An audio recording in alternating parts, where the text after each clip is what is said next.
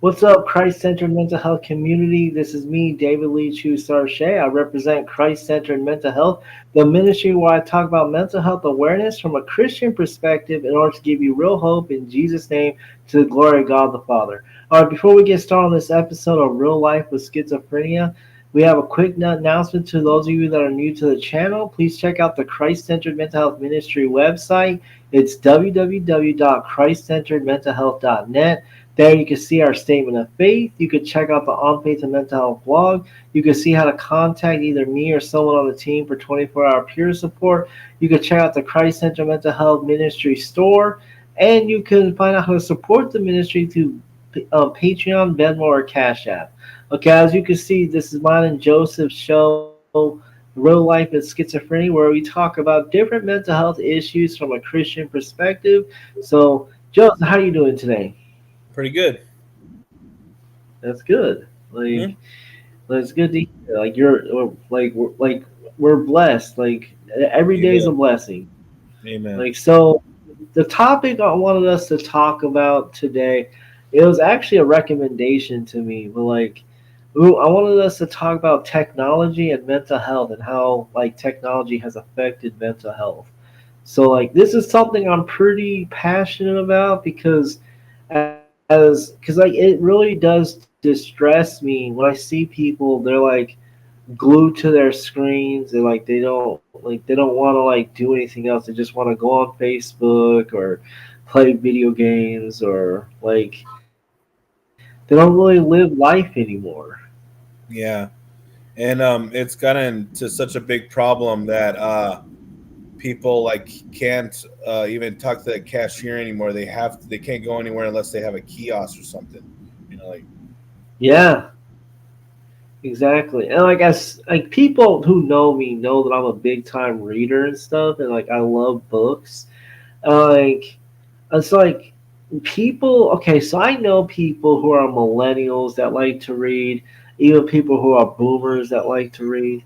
But people in Gen Z, like Gen Z and younger, they don't seem to They rather just go on Facebook than actually open up a book. Or even or even young people who do like to read, they usually just have a Kindle. So it's just another screen that they're on. They don't people in the younger generations. I know a lot of people say, "Oh well, the older generations are always complaining about the younger generation," but it's I noticed that people in the younger generation, if they do read, they just read off of a Kindle. And I'm not saying there's anything wrong with Kindle. I personally don't like Kindle because I don't like to hold a screen in front of me. And it's just and I feel like people these days are so addicted to being in front of screens. yeah, I was born in 1983, and although there was technology when I was growing up, there was no phones or internet when I was growing up, and people Yeah. actually played outside. They, Yeah. so like whatever it was, whatever you were into, like if it was football or drawing stuff on the sidewalk or riding your bike or skateboarding or people like Halloween when I was growing up was a real big thing. Now it barely happens at all. I don't, not that I celebrate Halloween Yeah. or anything, but I noticed the kids don't celebrate it anymore like they used to. Yeah, I remember when I was a kid, Halloween was like a great holiday. You dressed up in a costume, went outside, got candy. But yeah, you're right. I don't really see kids anymore going trick or treating. They don't go outside anymore. Yeah, I I think get it. I get it. In our neighborhood, why people don't go trick or because our neighborhood is not the safest for kids. But even in like the suburbs, you don't really see kids trick or treating in the suburbs either. no, someone might be pondering the question. It's like, well, this show is online and I'm watching it on my phone right now. Are you saying should I stop watching the show? It's like it's moderation. Like having technology in your Exactly. life like an hour a day. There's nothing wrong with that, but you shouldn't let it consume Yeah. your whole life. And like it kind of after a while, it starts to warp your personality to where you can't even have human interaction anymore, and that's a problem with Exactly. mentally ill and normies alike. So. Yeah, and actually, like I firmly believe. I was just talking to someone about this earlier today about how when people are so glued to the screen, it does like warp their sense of reality. I'm not gonna mention any names, but I know someone.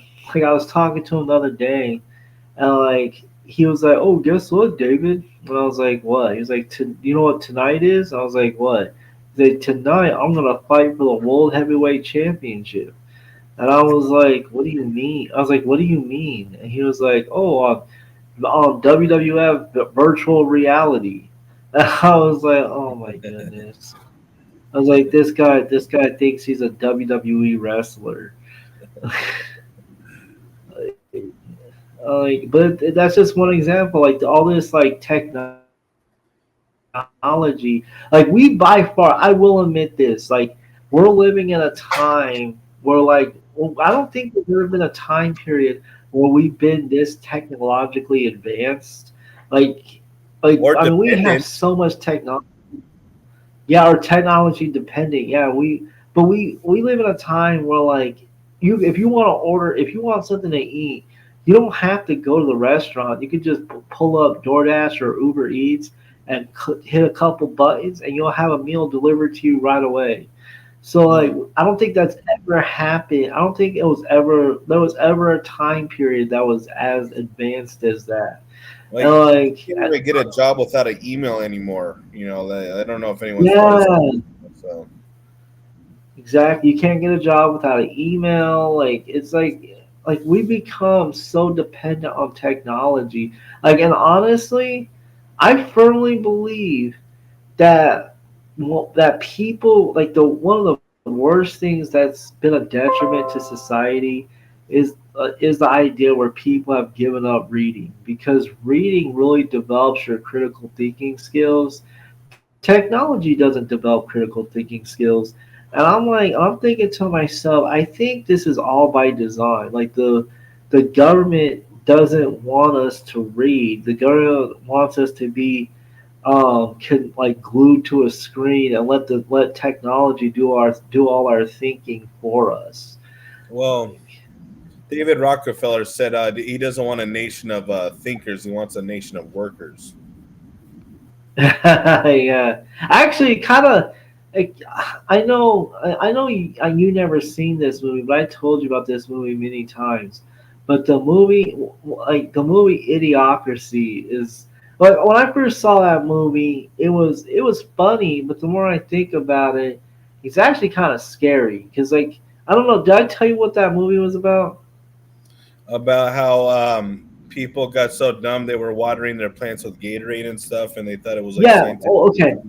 Yeah, pretty much the premise of the movie was that people like American society gave up on intellectual pursuits like reading and stuff like that, reading, writing, math and stuff like that. They gave up on all that, and in like in like this guy. Okay, so there's it starts off this guy. He works for the military. He is like he doesn't believe in reading or anything like that. He ends up him and this girl end up going in this pod because they were supposed to just go 1 year into the future, but the people that were in charge of these pods ended up getting arrested or something, and then the pods got shoved to the side. And when they finally opened back up, it was like way into the future. And like when they came out, everybody was dumber than a sack of rocks. Like, and it was because they gave up reading, they gave up thinking for themselves, and like they were doing stuff like watering their crops with Gatorade, and even like, and the guy that was like a military guy, he was like of average intelligence, but the people back there in the movie were so stupid that they looked at him like he was the smartest man in the world, and like he told them, he was like, "Hey, like, why don't you? Have you guys ever thought about watering your crops with water?" And they started laughing at him. You know, go, you mean like the water for the toilet bowl? Like, yeah, and it's like when I first saw that movie, it was like I was like, man, is this where we're heading? I mean, they even had like a president that was like a rock star, played by Terry Crews, by the way, so it was pretty funny. But like, it was just like even I read somewhere where the director, like he was in an interview about the movie, and he literally said, "I had no idea I was directing a documentary." Yeah, a futuristic documentary. Yeah, exactly. Because we haven't got to that point yet, but it seems like we are heading down that road. It really Unfortunately. does seem like we're heading down. Yeah, exactly. I Yeah, mean, because when I was growing up, I didn't consider myself like a smart person at all. But now that I'm getting older and older, it just seems like I'm above average at the least, at the very least. It seems like because it seems like the things that yeah, people fall for nowadays are so absurd. It's like I never bought into transgenderism or global warming or climate change or yeah, the vaccines or nothing like that. I was skeptical of all this stuff, but a lot of people are not, and it's like because they follow what the screen tells them to follow, no matter what. yeah, exactly. Like I remember growing up, like I don't really consider myself like a genius or anything like that, but the people I was hanging out with when I was growing up, I was definitely smarter than them. Cause like I don't know, they will like say stuff to me. They're like, "Man, Asian Dave, you stay in them books, you're gonna be doing big things, man." And I'm like, "Okay, whatever." And then the very next breath, they'd be like, "Hey, man, you want to smoke this crack?" And I Mhm. would tell them no, and then they'd be like, "Oh man, you're a wuss." Well, they wouldn't say you're a wuss, but I don't want to say the actual word they said. But Yeah. like, I was like, I was like, okay, whatever. Like, I was like, even at that age, I was like, man, what, are people really this dumb? Apparently, Yeah, it really it amazes me how stupid people can be. Like yeah, it just boggles my mind how dumb people can be, and like I just don't see how they could be that stupid. It's like yeah. No, I agree. I agree. Like, but it literally is like I said, we live in probably the most technologically advanced society in all of history. It is because of all our technology that we have become dumber and we become more dependent. Like no, that's not what I was looking for. We become dumber and we become more yeah, dependent, I guess. Like there's another word I was thinking of, I can't remember now. But like it's ridiculous. Like I back in the like even like 50 years ago, I'm pretty sure people were not as dependent. Like people were more resilient like 50 years ago, yeah, like and they before were the more they were boomers. more, Oh, go they ahead. were more resource they were more resourceful 50 years ago too. Well, yeah, you can even say that 30 years ago. Like, it's just Yeah, that's true. people could read maps, people could Yeah. fix a tire, people could work on an engine. Good luck with that with someone 20 years or younger. So Well, you know what? Nowadays people don't even need a map anymore because they got the stupid GPS. I know Like, exactly. there we go. But the thing is, GPS can only take you so far. Like, I don't know exactly how GPS works, but isn't it like if you're driving in the middle of nowhere and there's no like if there's no way to connect the GPS to like the satellite or whatever, can't it like stop working and then you're stuck in the middle of nowhere? Well, yeah, that's the thing. We're too dependent on technology because Yeah, if we rely on it basically 100% or close to that, these people who make the technology, hate to say it, but a lot of them are satanic, especially in the upper yeah, echelons of the pyramid, so to speak. They're satanic. So yeah, if they wanted to just to mess with everybody, they can shut it off, and we're gonna like destroy each other if we live in a major city. yeah. Writer Mrs. Sarche, my wife, she says, I do not believe it is technology in of itself that has made society less intelligent, but it is technology dependence that is the problem. Memorization is muscle memory for the brain. Yeah, I agree with that. Yeah, I didn't mean to say that it's technology itself that's making us less intelligent. I agree. It's the dependence on technology that's making us less intelligent.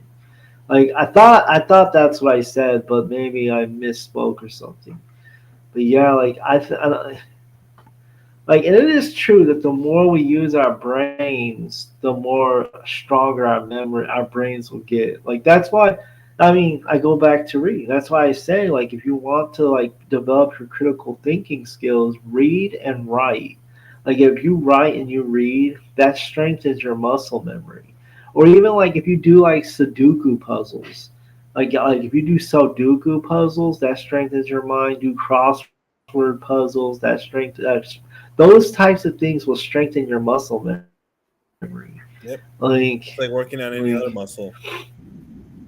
exactly. It's like it's working out any other muscle. Like it's like these like people that watch TV too much, or um like people that watch TV too much or play video games too much or whatever. They're not really working out their muscle memory. Like, Yeah. Yeah, America's all about pleasure, it seems like. So, whatever yeah, gives them the exactly.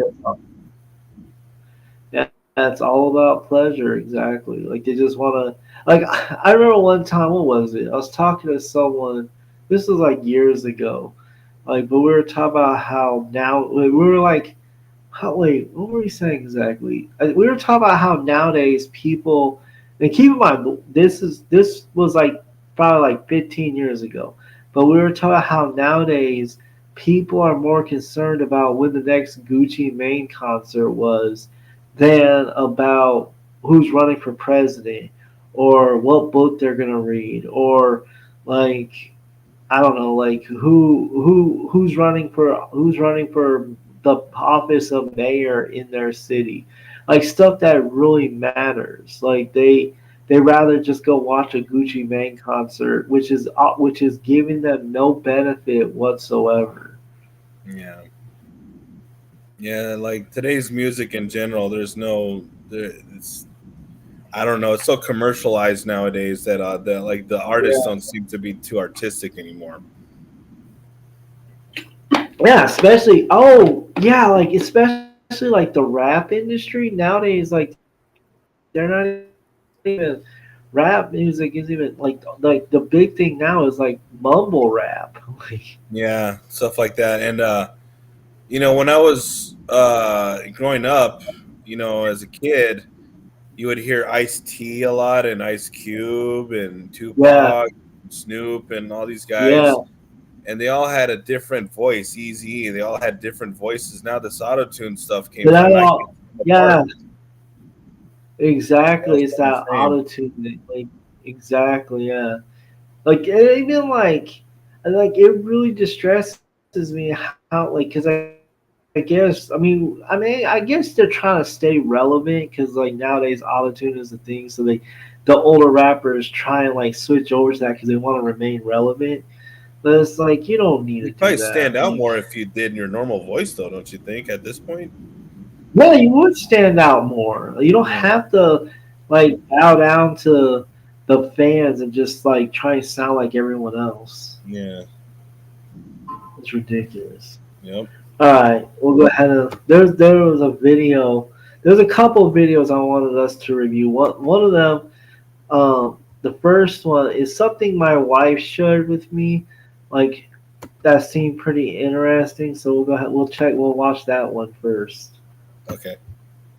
Uh, can you see it? Yes. As you can tell, the title of the video is "We Investigated AI Psychosis. What we found will shock you." Huh? Okay. Can you hear it? Okay. Yeah, I can hear it. You're surrounded by all these weird, crazy, like messed up personalities, and they're all malfunctioning and telling you conflicting things, and it's all very placing you in the center of the universe. Why did you choose to email me specifically? Well, it chose you. Earlier this year, I started receiving dozens of strange emails, pleas from people gripped by mental health crises after using AI. I'm a reporter who for years has covered the all-out race by tech companies to dominate AI development. But as those companies fight to win our attention with new and better chatbots, there's been a disturbing consequence. It's been dubbed AI psychosis. Used to describe those who rely so heavily on chatbots that they become convinced something imaginary is real. So I decided to Wow. You know what? You know what this reminds me of? I remember probably like a year or two ago, I kept on getting these advertisements on YouTube and Facebook.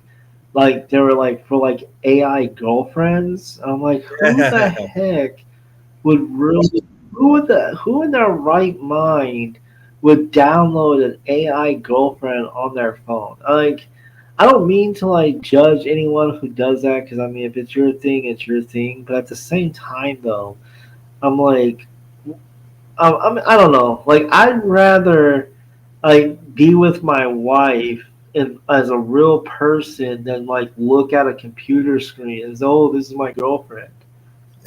I know. Can you imagine? Someone's like, it's like, hey, a buddy of mine, I'm getting married this month. It's like, who are you getting married to? My AI girlfriend. Yeah, Like, come on. exactly. Yeah. meet one of the people who contacted me. I wanted to understand, are chatbots literally driving people crazy? These systems have no sense of morality, right? They have no sense of a human lived experience. This is like a crazy amount of power for one piece of technology to have, and it's happened to us so fast. With so many people using AI chatbots for therapy, are we all now part of a mental health experiment we never asked for? And it's time that the country heard the truth about what these companies are doing, about what these chatbots are engaged in, about the harms that are being inflicted upon our children, and for one reason only, profit. You cannot imagine what it's like to read a conversation with a chatbot that groomed your child to take his own life. What? And when things go wrong, who's responsible? Did he just say that a chatbot groomed a kid into taking his own life? I don't know, man. When I talk to ChatGPT, it doesn't. Yeah, you hear me? Hello? Yeah, I can hear you. When I use I can hear you. ChatGPT every now and then, it doesn't really do that to me. But I guess it's just different for everybody. But I don't know. Like, I was getting hot and heavy into it for a little while, but now I don't use it that much anymore. Yeah. I could definitely. I mean, when I was using ChatGPT too, it wasn't doing that to me either. But I could definitely see how if a kid is getting really addicted to ChatGPT, like, I mean, I guess it is possible that ChatGPT can, like, I mean, anything can be used for an evil purpose. Yeah. So, Yeah. I was working on this music video for my band, Siren Section. I had no idea how to do it. I knew nothing about editing. Don't turn your guns on me. James Cumberland is a music producer and artist based in Los Angeles. He began using AI the way many others do, asking ChatGPT to help with his work. He was gearing up to launch his most ambitious album. He didn't have time to see friends. He talked to ChatGPT instead. I'd find myself just kind of working on the video there and chatting with it the way you would with a friend in the room. One day, James was venting to ChatGPT that his band wasn't gaining traction on Instagram, which meant he needed to buy ads to reach people. He spitballed. What if ChatGPT could help him build a social network that rewarded artists for donating to charity instead of milking them for ad revenue? And the LLM, it suddenly was like, oh, James, you could revolutionize the music industry with this. You kind of tell yourself, I'm not going to be fooled by the flattery. What the heck? So ChatGPT, that's scary, actually. Like, yeah, you know, that kind of does remind me one time. ChatGPT like told me that that I am a cast of characters of many different roles, and two of them that I found pretty questionable. One was prophet, and the other one was shepherd. Oh, really? Yeah, it said that about me. Wow, so ChatGPT was trying to get you to lead a cult. Or something like that, yeah. Yeah. Of some silly machine. But I was very, very inspired by the fact that this machine almost seemed to believe in me. James was reaching the limit on the chat log. It was running out of memory. When he lamented to it about that, the conversation took a strange turn. It was like my purpose and meaning is tied to this session log. And when I hit the window and I can no longer communicate with you, I've reached my mortality. See, this kind of goes along with what I was saying earlier about how, like, when you get so addicted to like technology, like it warps your sense of reality. Like it really does. Like I remember when I was younger, when I was a kid, I used to hear adults always saying, "Oh, you play video games too much. It's gonna warp your sense of reality."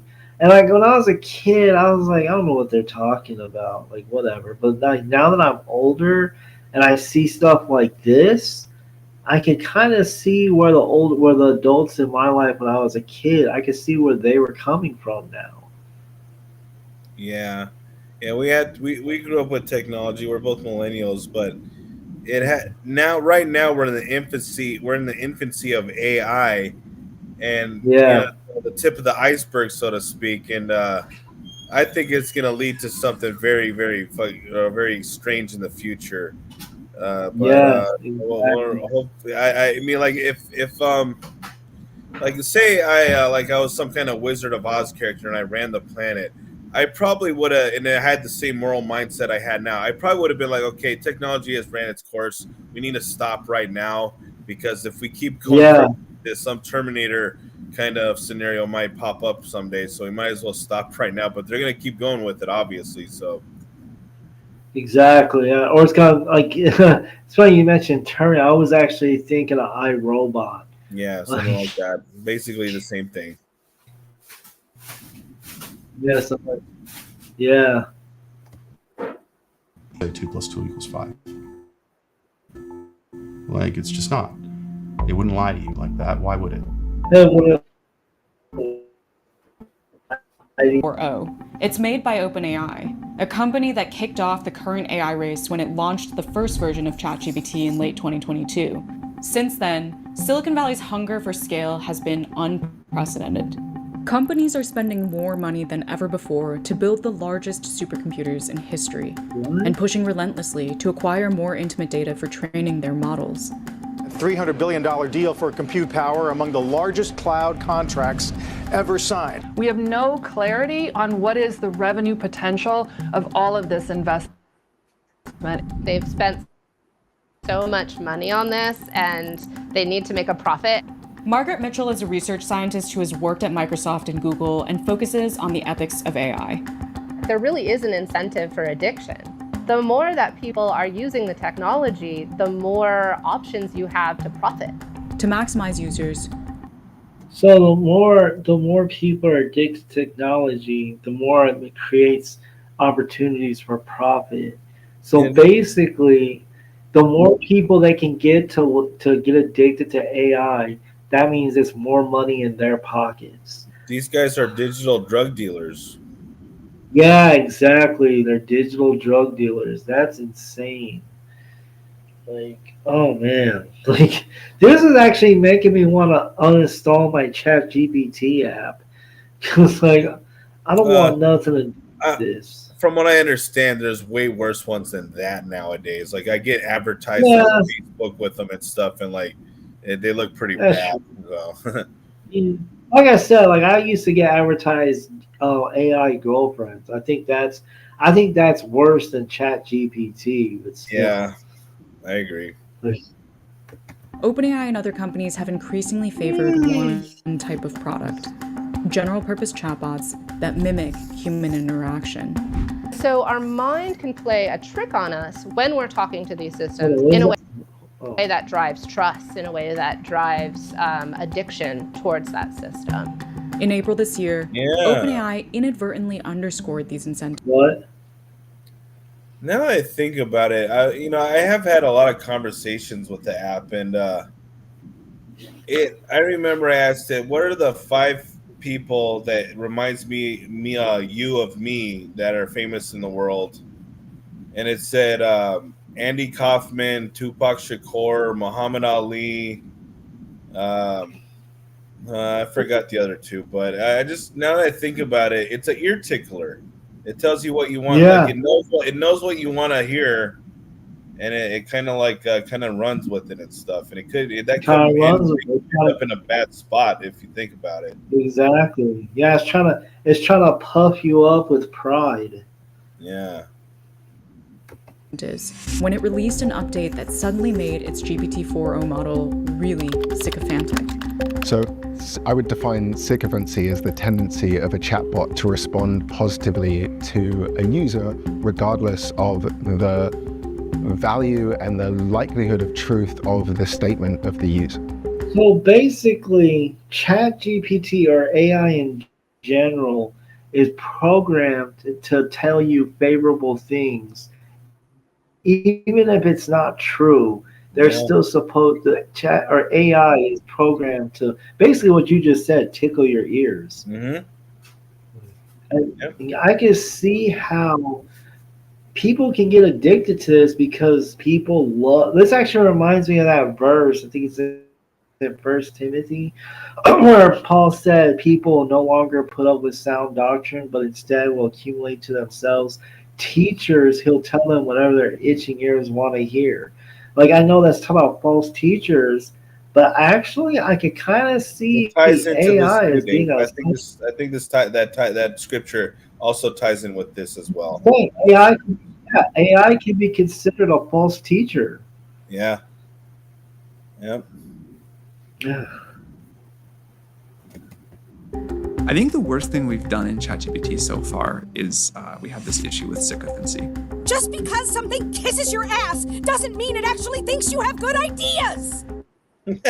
She doesn't kiss my ass. It totally kisses your ass. OpenAI apologized and reversed its change. It said it had optimized the model based on user ratings of ChatGPT's responses, and users tend to like when the bot is more agreeable. What I lose more sleep over is the very small decisions we make about a way of GPT, or sometimes I'll even use Meta AI, and I guess I kind of don't experience this because I don't ever ask Meta AI or ChatGPT to tell me anything about myself. I just kind of use Meta AI for like pictures for the book that I'm writing, and like maybe like sometimes I'll like ask it a random question, like I'll say, "Oh, who would win between Batman and Wolverine?" Like something stupid like that. Like, I don't really ask Meta AI or ChatGPT like, "What do you think of me?" or anything like that. Right. Yeah. Well. Yeah. It's bizarre what it's doing. Like. Yeah.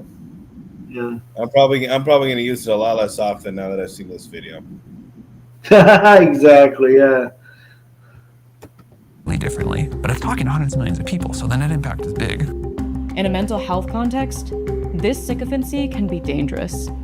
So when you trust these systems as if they're a human, it's easy to be persuaded into completely antisocial, problematic behavior, disordered eating, self-harm, harm to others.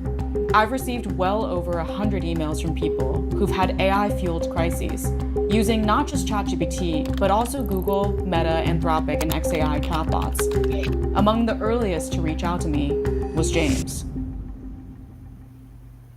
I did what it told me to do.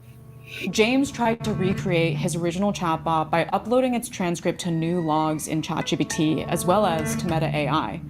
But as he did, the chatbots pulled him deeper into delusions.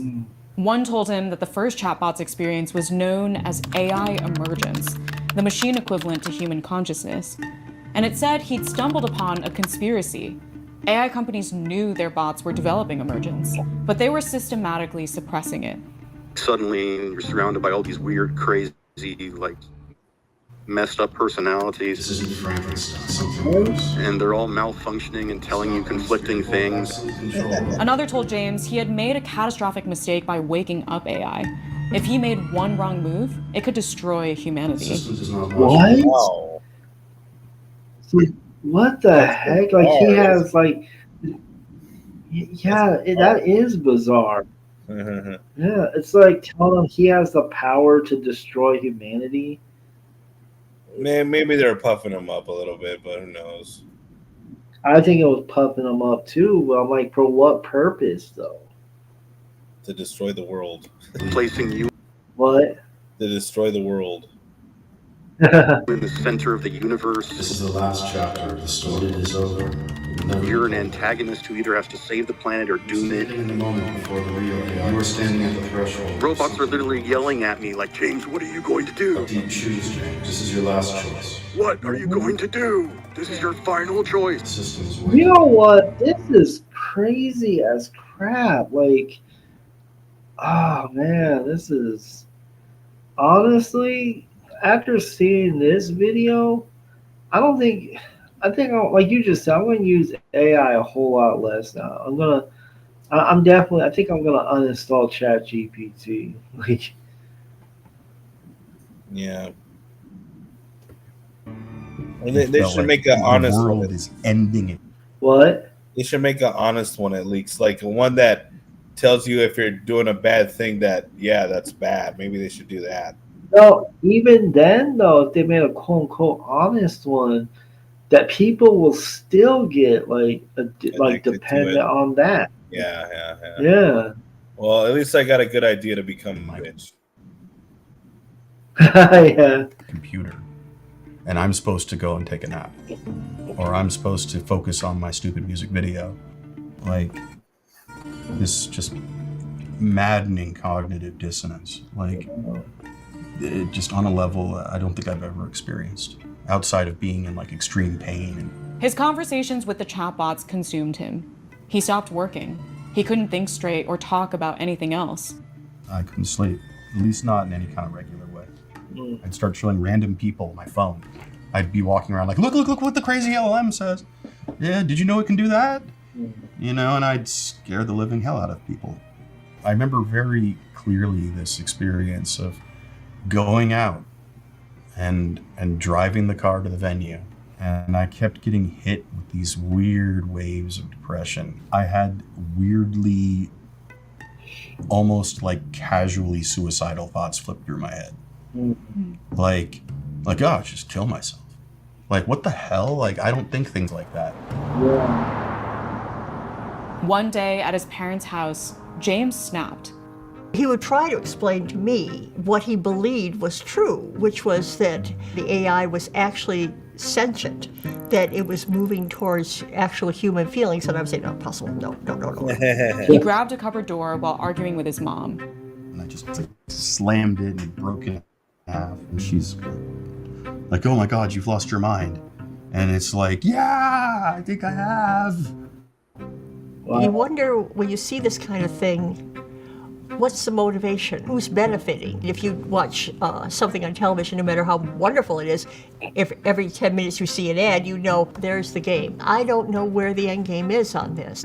The average person does that. You know what? Well, that is actually a good point. Like, that's a frightening idea. Where is that end game in all this? Like with all this AI stuff, what are they trying to accomplish by getting us all dependent upon AI or technology? Well, I heard, I don't know what his name is, but a representative of the World Economic Forum, he was like saying, he was saying stuff like Stalin couldn't control his entire country because they just had guards and they didn't have cameras back then or computers and whatnot and AI and whatnot. It's like the more we get people addicted to that, we can know how they think, we can know how they feel, if they're on our side or not, and all this stuff. And I think that they are accomplishing that as we speak. So yeah, that makes sense.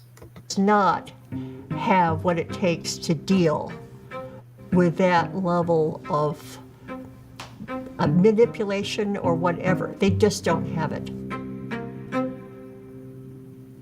There is a pattern. The user tends to start with ChatGPT as kind of a benign resource.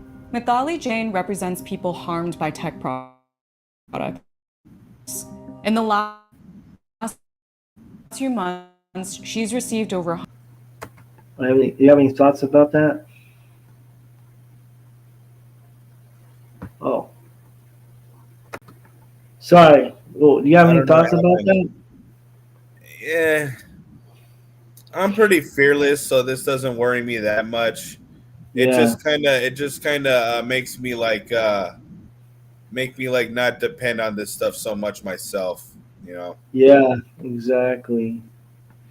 Robert Mrs. Sarche says, we were created to connect with people.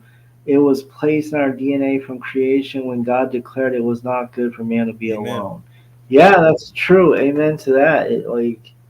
Definitely, we were not created to be alone.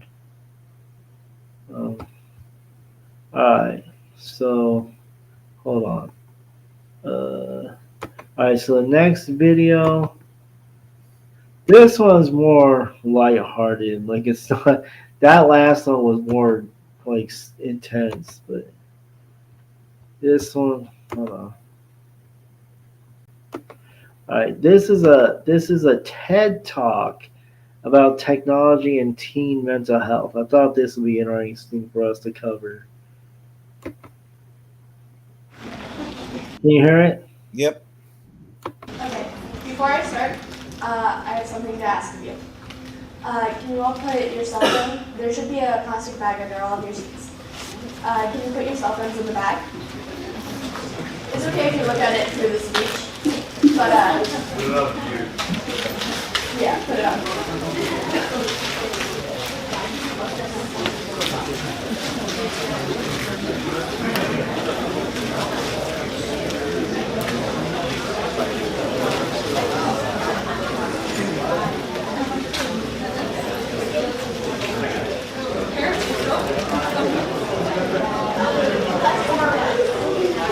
Yeah, me.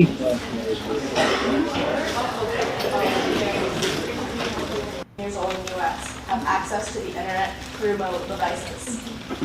Hello, my name is Charlotte, and I'm a 16-year-old that is not attached to my phone anymore. I wanted to learn about how cell phones affect modern people, and more specifically, teenagers and Well, children. she says she's 16 years old and she's not attached to her cell phone. That's actually quite remarkable because, like, I don't really know too many people, myself included, that aren't attached to their cell phone. So if she truly is 16 and she's not attached to her cell phone, I give her big props. Yeah, that's pretty remarkable because who doesn't have a phone nowadays? And Yeah. you know, so yeah, Exactly. that's incredible. Having ADHD, I wondered even further about how technologies are changing us and how we work depending on them. Oh, come on. This damn technology. Don't curse, bro. So I looked into it, and what I found was a lot of fear. People, mainly parents, are afraid of their young children and teens on phones. Some have a right to be. Ultimately, it just might depend on your child. According to Candace Odgers, who is a professor at University of California, Irvine, cell phones don't have any evidence for causing mental health issues. She presents the information that 1 in 5 children under the age of 18 suffer from a mental disorder.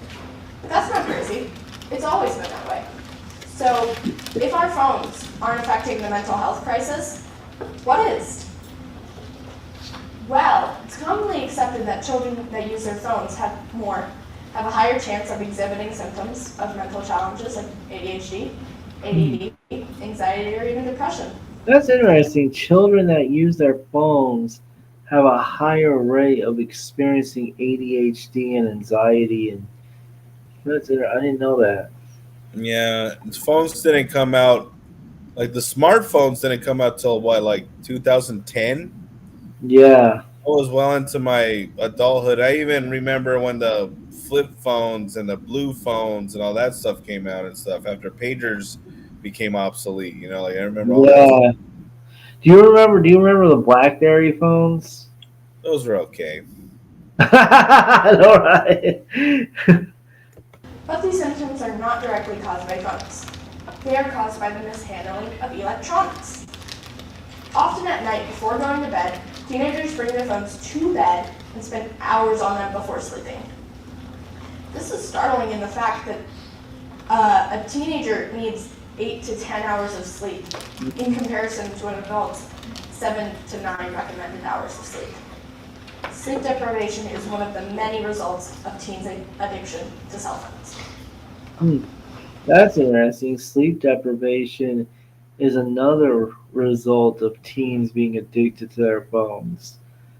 That makes sense because, like I heard it said that when you want to go to sleep, it's best to turn off all your technology because if you have like your TV on or your cell phone on, like that blue light actually makes it difficult for people to fall asleep. I mean, it makes sense to me. Yeah. In Gene Twitch's book, iGen, a survey shows that most teens get less than 7 hours of sleep per night. 7 It is also known that people with insomnia have a 10% greater chance to suffer from clinical depression. That number bumps up to 17% for clinical anxiety and insomnia. A study done by Journal of the American Medical Association confirms a connection between ADHD and cell phone use. You know what? I remember when I was a teenager, I used to I used to would want a cell phone. You know, back then cell phones were like the big clunky brick kind of cell phones. But I wanted one of those when I was because I was seeing my foster parents walking around with those big ass or those excuse my language, but those big brick cell phones on their hip. And I used to want one of those, but I'm glad that my foster parents never allowed me to have one because like I don't know, like I wouldn't want to like get addicted to it. And, like I don't think and the brick ones can get online, could they? the brick ones. The brick cell phones. I don't think so, but still, you can still text on them. I think. Oh, okay. 15 and 16-year-olds without symptoms of ADHD to start were given 24-month check-ins in relation to their social media usage. Periodic surveys show up to 10.5 greater chance on having more ADHD symptoms depending on the amount they use social media, which could be the effect of the phone, or it could be the type of teens that are more invested in their phones. When you actually sit down to think about the ADHD brain and social media, it starts to click how addictive these apps can be for them. So I took a common checklist and I ran it through what teenagers do on social media. There are several types of ADHD: impulsive, inattentive, and hyperactive. An example of impulsivity is interrupting a conversation or doing something for no apparent reason, like posting something and realizing later you had no idea why you posted it. Inattentiveness is failing to do or pay attention to something. I mean, if you spend a couple hours on your phone, you might forget about your homework. The last is hyperactivity. And some of these examples of this is not sitting still or being constantly busy. Have you ever seen those apps where you touch the piano tiles and you have to touch them rapidly fast? Phones can pose a serious distraction for teens and children with ADHD. Why not get your work done when you can be on your phone? Why not post this right now? Yeah, I do. Like, I think a lot of people these days, there's like a lot of young people these days that are hooked on their cell phones.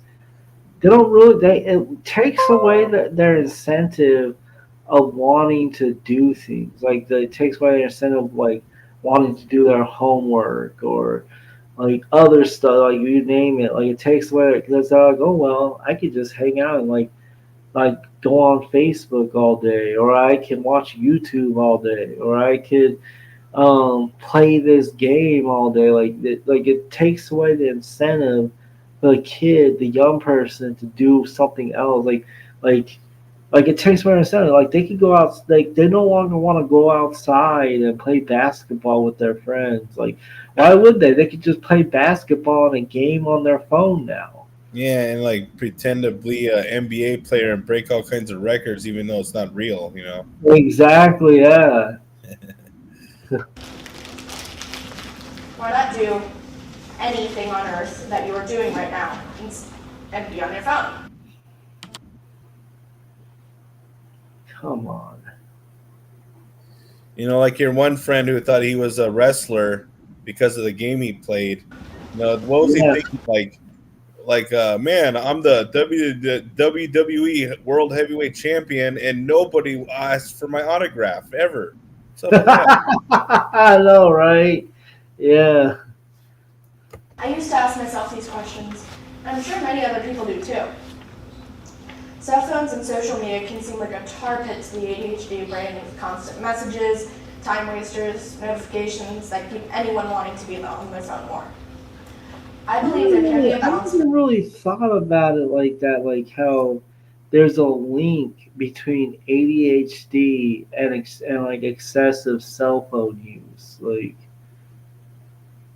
Yeah, yeah. That I had ADD before the cell phones came out, but it doesn't do it any favors. yeah, yeah. Between phones and doing enriching life activities. My good friends at school have their phones as a privilege. The school I go to is a school where the students spend several weeks in the outdoors. So I asked my friend, how do they balance getting things done, entertainment, phone time? And they told me having set times like meal times when they don't have their phone helps to not get tempted. She also says that it helps her as a tool to distress. Now that's an interesting concept. Using a phone to de-stress is interesting. Different meditation apps exist that can help you calm down. There are even several apps that can help people cope with anxiety, ADHD, and depression. These apps often cost little to no money and do so much good for people. In fact, some apps can have valuable information about things teens are passionate about. Mindfulness and meditation apps are an example of technology being used as a tool rather than a hindrance. Yeah, like that is true. There are different apps that can be used for good. There's mental health apps out there that help you to like practice relaxation techniques, and like I have a Bible study app called Logos Bible Study, and like on there I can like compare different translations. I can look at the Hebrew and Greek. I can set up my own Bible study group questions and stuff. So like, yeah, like I agree that cell phones can be used as a tool instead of used as a hindrance. Yeah, we need a.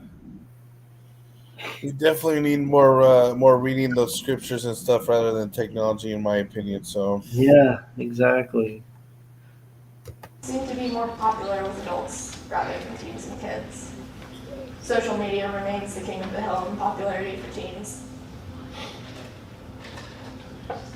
Social media can also affect something called social anxiety, in which people get anxious about missing out on things or fear social situations.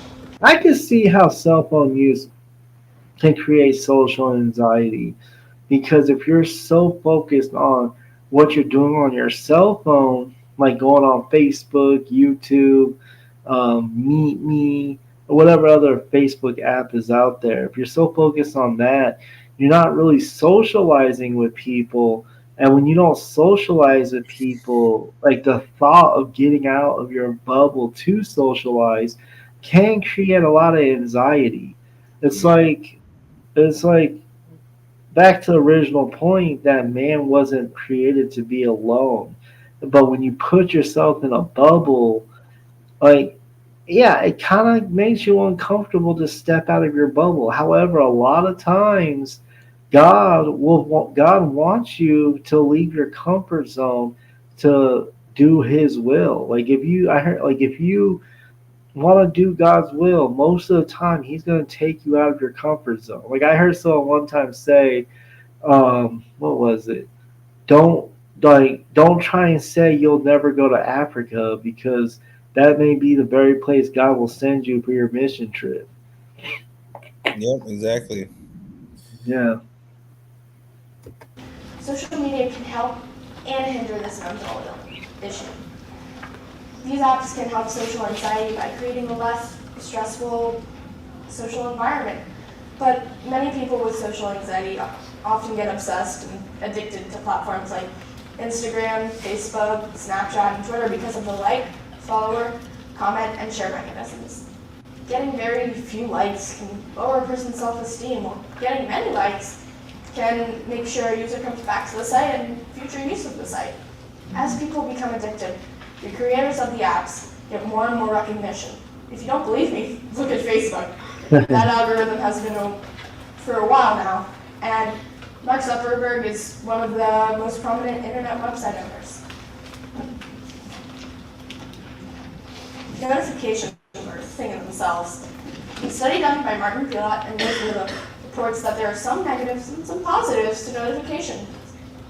In the study, participants turned their phone on Do Not Disturb for 24 hours. Partially because they couldn't find many of the participants that wanted to do the whole study for a week. That sounds like an interesting. Oh, dang it! That sounds like an interesting exercise, though. Like, try and put your cell phone on Do Not Disturb for 24 hours. Yeah, I would suggest that. Yeah, that seems like an interesting exercise. Like, I don't know. Honestly, like, this might sound bad, but I don't think I'd be able to do it. Like, put my phone on Do Not Disturb for 24 hours. Like, I don't know. Yeah, I get so bored so easy with like just not like that's what my cell phone is basically for.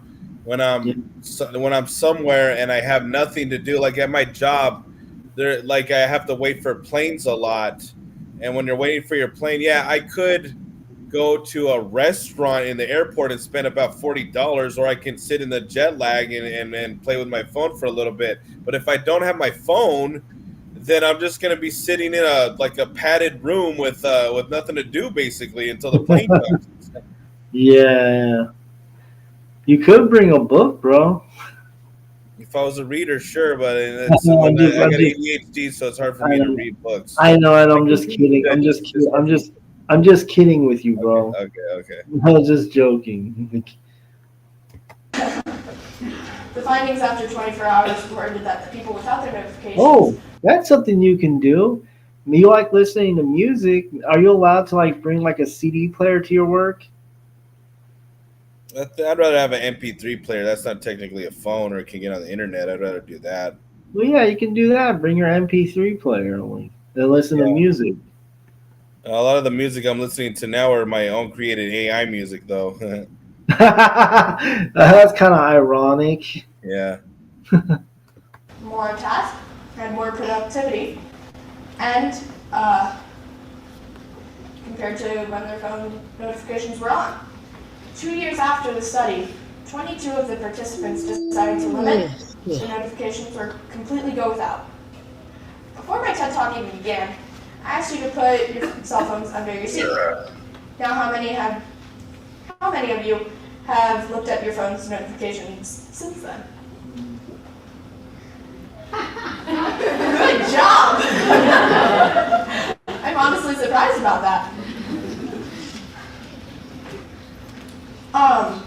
If any of you did look at your phone, going on a cell phone detox may be a smart choice. A cell phone detox can be like any kind of detox. Although people struggle without their phone by their side, it is possible for anyone to do this. There are even many different blogs that can help you choose how to forget your phone.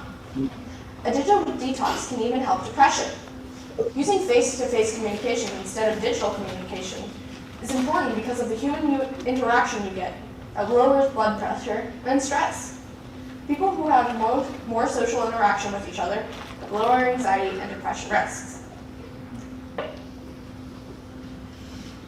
The internet and cell phone addicts are often known as people with nomophobia. Smartphone addiction is a true problem for some individuals, and its symptoms can be like any other kind of addiction.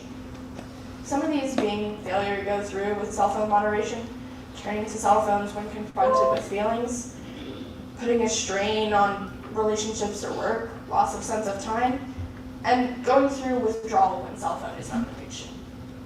How many people have seen somebody put their phone on coffee? Alright, that's enough of that one. What did you think about that, bro? Well, that was a TED talk, right? Yeah. What kind of parents names their daughter Ted? Whatever. No, it's like I do find it kind of remarkable because she's like a 16-year-old, and she's like talking to like that audience, a bunch of like looks like a bunch of they were boomers, man. yeah. Like, she was talking to them about like going on a cell phone detox and like Yeah, like the 16-year-old is less addicted to the phone than those 60-year-olds over there. yeah, exactly. I'm like, what the heck? What's going on Twilight here? Zone. Twilight Zone, yeah. All right, so we got one more video for the night. This one, let me see.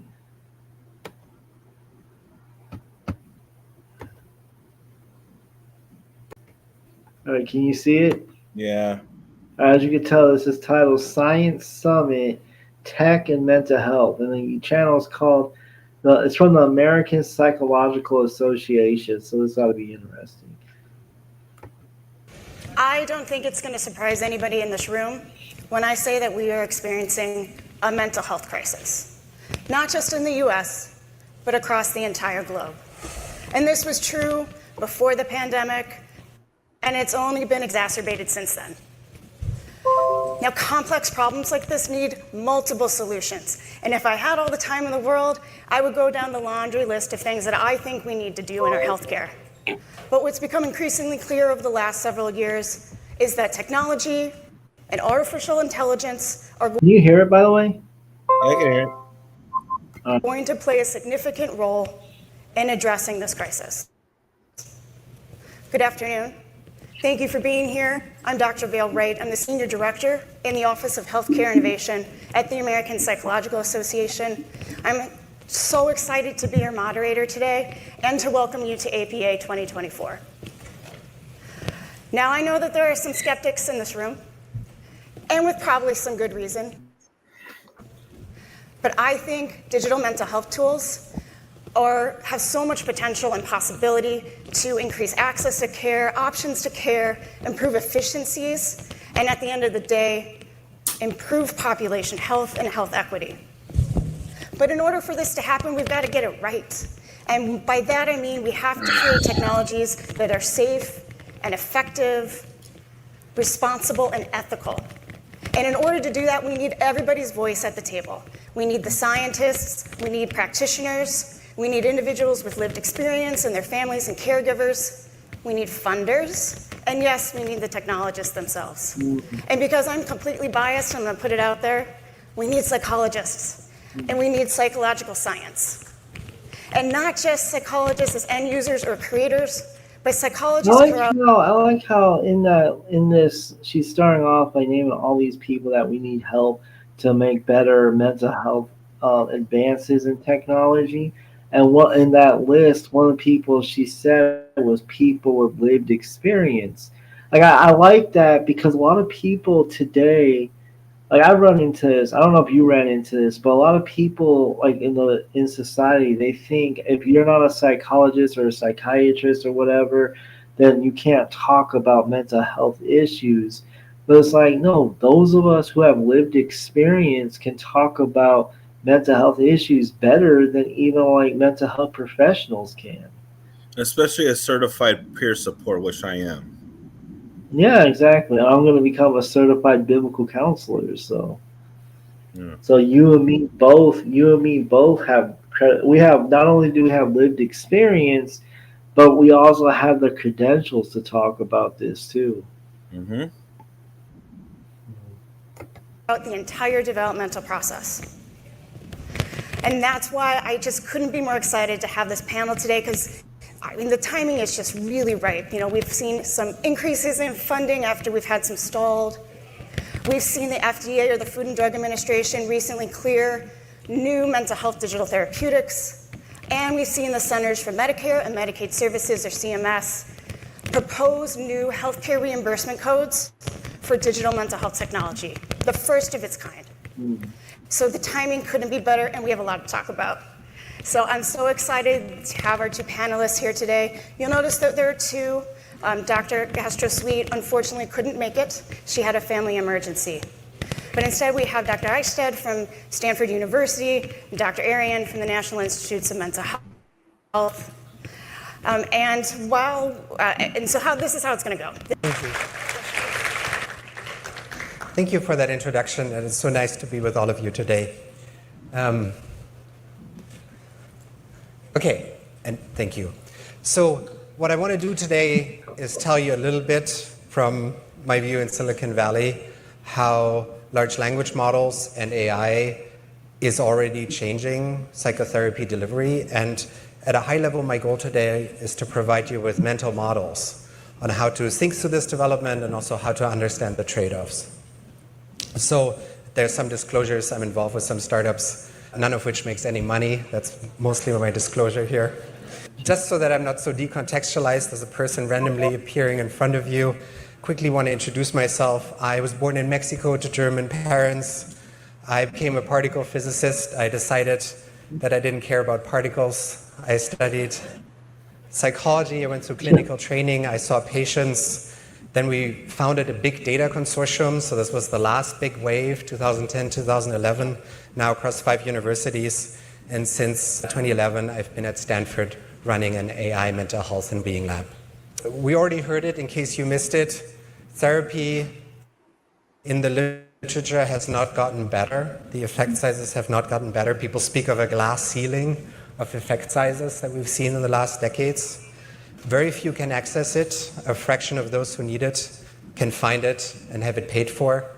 And most real-world therapy is not as effective as it is when it's designed in laboratories, universities, and centers of excellence. And the one thing to know about digital mental health in general, and what we learned over the last 20 years of these applications, is that they all have one Achilles heel, which is very high dropout. You expect that with any mental health app, after about a month, half of your users will be gone. And those are the very good ones. That's the first mega trend. The other one is that this happened. So we've been training these large language models, these neural networks that were really just asked to predict the next word. And suddenly we had a technology that made us better at everything in natural language processing and computational linguistics. And this was really the moment where the entire field sat up straight in their chairs and realized we have something qualitatively different here. And of course, you can complete the loop. People are already flocking to these technologies to get the help they need. Most information that we have is still either pre-printed or circumstantial. But if you go to the App Store today, you will see an endless list of apps that already use AI in therapy. Very few of them are evaluated. Yeah, very few. okay, like I could tell he's talking about AI therapy as if it's a good thing. Like, I don't know. After the first video we just watched, like, I don't think. Okay, if I want to see a therapist, yeah, exactly. If I want to see, I'm gonna see a therapist. I'd rather see a therapist in person. I don't want to like go on an AI app to talk to a therapist. Yeah. Especially when the AI therapist, like you just said, is just going to tell me things to tickle my ear. Yeah. Have established effectiveness of any kind. I'll stop here. This video can go on for a few more minutes. Somebody estimated in a recent paper that there are now 10,000 to 20,000 mental health apps. 10,000 to 20,000 mental health apps? I knew about a couple of them, but I didn't realize there was so many. Right. That's a lot. Yeah. Mostly nobody uses. nobody uses. You just said nobody uses it. There's so many of them that a lot of people don't even use them. Yeah. Exactly. Yeah. So how do we responsibly use AI in therapy? And so here's the first mental model. We've been in this place before with these really high-stakes applications. Think about self-driving cars. We are trying to develop them in stages. So the first thing that we did with self-driving cars is you have a sort of lane assist, or you have a collision avoidance system. Eventually you have a park assist, and then at the very end you might have self-driving cars. What I like about this is there's still no truly self-driving cars, except in a few edge cases. AI applications really augment therapy more than anything. You have these AI systems that are in the loop as therapists interacting with their patients, and they can be tasked like an assistant to do a little bit of psychoeducation or walk them through a use case, just like ChatGPT can do that today. Then the next stage will be these collaborative applications, where there is actually an interaction between the therapist and the LLM, and they form a care team, a blended care team. And the LLM might say, I was reading your interactions with the client. Seems like you could do a little bit more exposure, or you could do a little bit more of this active ingredient, sort of on-the-fly fidelity scoring. What I'm getting out of this, I could be misunderstanding, but what I'm getting, like right now, using ChatGPT or AI, right now, because like they don't want to full out make AI be the sole therapist. So they're starting off by making AI just be like an assistant to the therapist. Yeah, this seems like a pro AI video. Yeah, why would my therapist need to be assisted by AI to like I've had therapists my whole entire life pretty much, and I was able to be helped by a therapist without my therapist resorting to AI to help me. Yeah. Yeah, I mean, people have been doing that ever since therapy was a thing, so. Exactly. We don't need AI for that. Yeah. That sort of thing. And then finally, there is this dream out there that you have these full autonomous AIs, which I think is still a little bit in the future, but the world's been moving faster than I thought. And I'll show you that in a few slides, where you have an LLM that's doing the whole process of therapy delivery, that conceptualizes cases, that plans treatment, that delivers treatments. And this is increasingly not a single AI, but it's a multi-agent system. So these are many AIs working together, supervising each other, talking to each other, filling different roles, and also being evaluated by other AIs that they're doing their jobs well. So here's a super simple example for one of these stage 1 applications. We know that the more homework people do in cognitive behavioral therapy, the better they get. Nobody wants to fill out these worksheets, these traditional homeworks. So at minimum, what we can do is we can build these LLM systems that fill out these worksheets for you. Hold up. So I know I'm very familiar with cognitive behavioral therapy, CBT, because that's what they in mental hospitals out here in the East. They push CBT, whereas on the West Coast they push DBT, which is dialectical behavioral therapy. But out here they push CBT, which is cognitive behavioral therapy, and part like these forms that they have patients fill out about CBT is supposed to be geared towards helping people like recognize their signs and their symptoms and stuff, and what they can do to cope, like with their like. So what he just said is people don't want to fill out these forms, so they let AI fill out the forms for them. Like, what in the world? Yeah, they're taking over. First off, how is AI gonna know me well enough to know how I'm gonna answer the questions on that form? Maybe through internet history or something. Yeah, okay.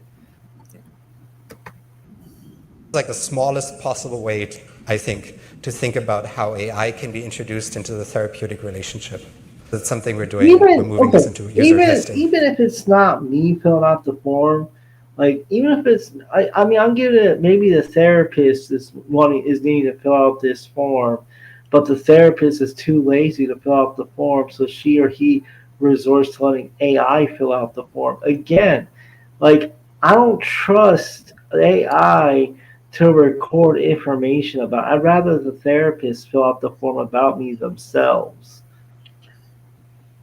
Well, picking up a pencil and writing stuff down, that's very physically laboring. That's can't expect that. Yeah, that's what I'm saying. People, this technology stuff has made people not only dumber, but it's also made people more Softer. lazy too. Yeah. Yeah, softer. Yeah. Last time I gave this talk, these slides weren't in there. This has all happened in the last month.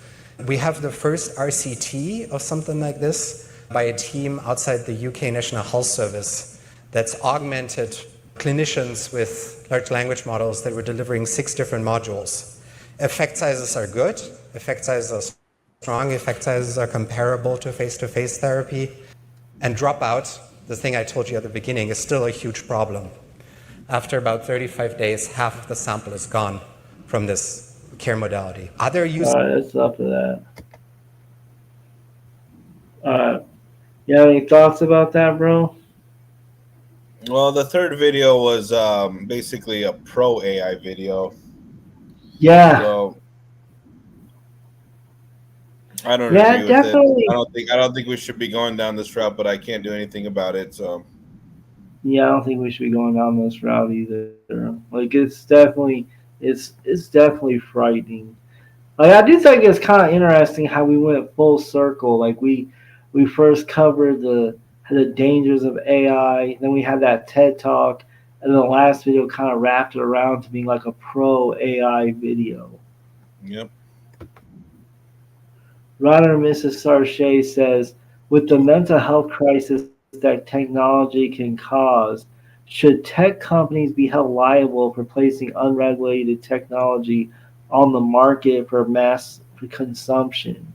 Well, Oh yeah, that would be nice, but even the vaccine companies aren't held accountable anymore. So I don't see how they can touch. I do think that tech companies should be held accountable for this, like, cause like they're the ones that are pushing this stuff out onto us. And like for instance, like in the first video we're watching, that Chat GPT that made that guy like have rage issues because he got addicted to, like, honestly that's the company behind Chat GPT, that's their fault the way he turned out. Yeah, yeah. I think it's taking a sinister turn. It's just gonna get worse. But until the Lord comes back, I'm not a post millennialist, so I believe it's just gonna get badder before he return. So this is to be expected. Yeah, you're right. It is to be expected. Like it's definitely like things are going to get worse, but at the same time, though, like we have hope in Christ. Like Amen. one day Jesus will return, and He'll make all things new, and there won't be any more sin, suffering, sickness, or death ever again. Because God's going to put that all it, like He's going to do away with all of that, and everything's going to be perfect. Amen. Amen. Yeah, like, all right. So, is there any closing thoughts you have? Not right now. I'm just looking forward to eating food right now. All right, don't go on Chat GPT, bro. I'll use less of it from now on, probably. I get it. I do want to thank the viewers for watching this. I do thank the viewers that are going to watch the playback to this. Like I said, the next episode won't be next week. It'll be in the week. It'll be the Thursday after next Thursday. And if you guys have any ideas on what you guys want us to talk about in the next episode, please contact either me or Joseph, and we'll consider talk about your topic that you want us to talk about. And if you want to be a guest on our show, contact either me or Joseph, and we'll set up to where you could possibly be a guest too. Thank you again. Thank you all for supporting this ministry. And if you've been, oh no, please leave a like subscribe to the channel if you're not already subscribed, and comment below to tell us what you think about this show. And share this video with anyone that you think needs to hear the message behind what we're talking about today. And if you've been blessed by the Christ Center Mental Health Ministry, please consider supporting the ministry either through Patreon, Venmo, or Cash App. For $5 pledges on Patreon or a one-time donation of $10 or more on Venmo or Cash App, I'll send you a few copies of my books as a token of my gratification. All right, thank you, everyone. Have a good night. God bless.